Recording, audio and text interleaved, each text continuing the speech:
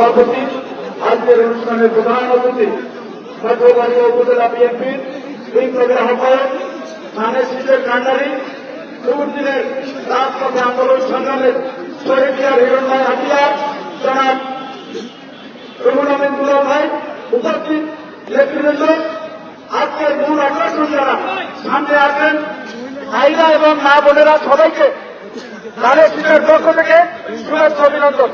আমি আমার আলোচনার শুরুতেই এই মাটিতে শুনে আছেন আমাদের এই পটবাড়ি, আমাদের এই ধানসভা স্বনামধন্য ঘরের চেয়ারম্যান জনাব মোতালেব হোসেন আকন, আল্লাহ তাকে জান্নাতুল ফেরদৌস নসিব করুক, আমরা সকলে বলি আমিন।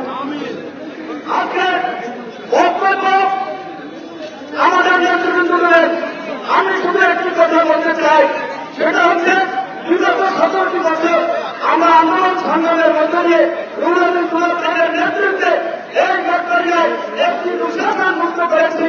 আগামীতে যে নির্বাচন আছে, সেই নির্বাচনে আমরা দুলাল ভাইকে ধানের শীষ সরকার ভোট দিয়ে একটি ঝুঁকি সমৃদ্ধ, একটি লামাক মুক্ত, সন্ত্রাস মুক্ত মাত্রায় উপহার দেব।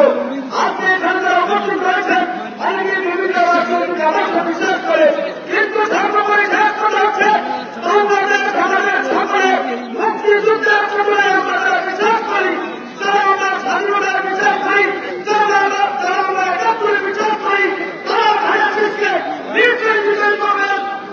এবং মাঠবাড়িয়ায় আপনারা দেখেছেন এই গ্রাম আমরা অভিযোগ ভয়ের টাকাটির মধ্য দিয়ে তিনি নির্বাচন দিয়ে সন্ত্রাসী রাজত্ব কায়েম করেছিল।